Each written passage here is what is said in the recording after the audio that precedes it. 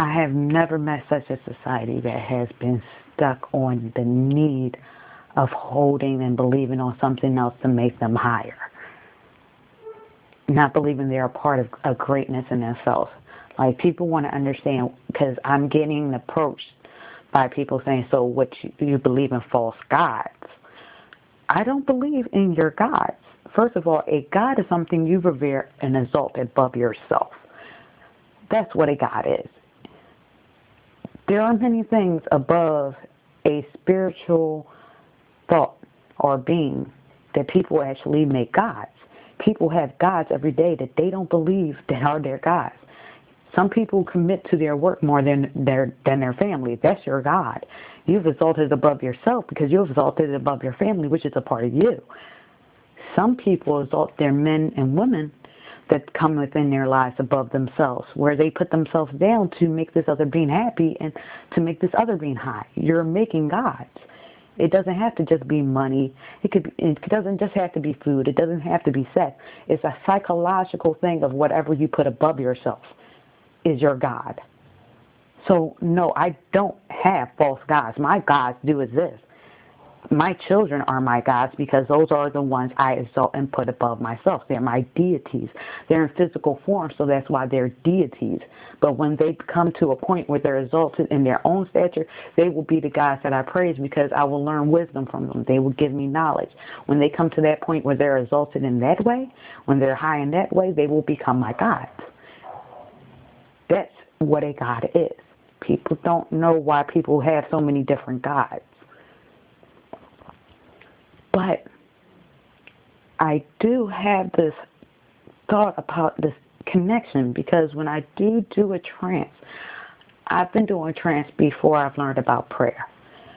And that's because my mind naturally learned how to just connect. For some reason, I will be somewhat in a daze and people be like, where are you? Why are you just focused and not focused?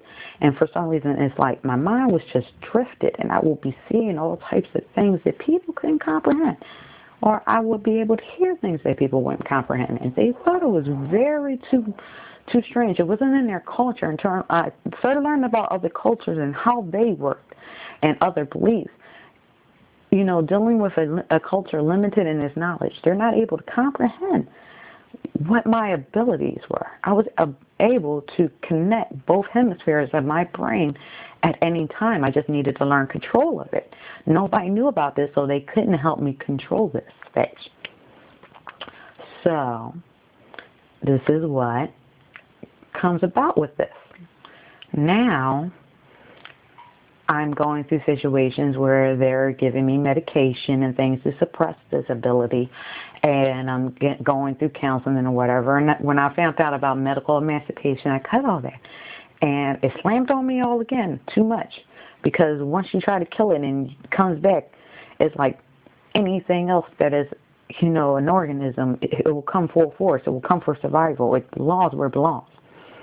So this ability came back strong. And when I started learning to mend it, I started learning about this internal link, this thing that was so great that it made me view things because of this full, complete enlightenment. And I started viewing things outside of what people was wanting to understand. I viewed life for what it is, complete consciousness, that everything was live. That just because it's not as organic as we think what organic is, it doesn't mean it doesn't have a life. It made me appreciate the beauty in everything, sit back and view things and see how great it is. And by linking to this greatness, it made me feel that there are things above myself, around myself, that are even greater. That I am just like the cell on my skin. That even though the cell is the basic structure of life, it is complex and it has a consciousness of its own. That's the beauty of things. Even though I'm very small, I'm great. And even though I'm great, I have things a part of me that makes me greater, that works for a purpose, that there are no mistakes. So if people want to actually inquire on what I believe, that's what I believe. Why do I have to have your God to believe in these things? I believe in what's called greatness, because even though I can call it what the old time religions call it the Creator, We have too many creators already, and they've been fucking up. We are creators. We're creative of our damnation right now. So that's why what I call it, for me, is an internal greatness that's linked with everybody's greatness.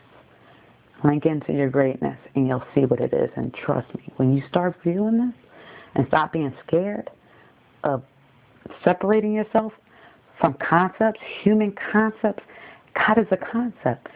Because greatness, you can't explain. You can't put a word to it. You can't vocalize and speak what greatness is.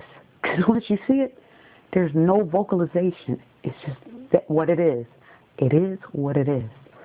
That's how greatness is. Peace.